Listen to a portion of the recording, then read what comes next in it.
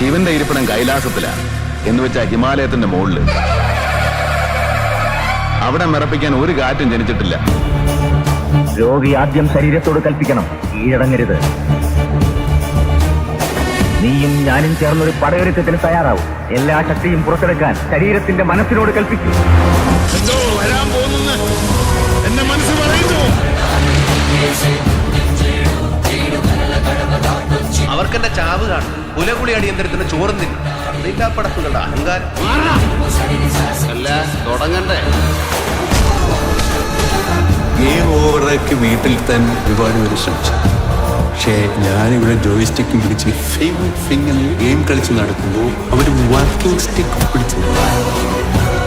എന്റെ ആക്ഷന് കട്ടുപറയാൻ ഇവിടെ ഒരുത്തനുമായിട്ട്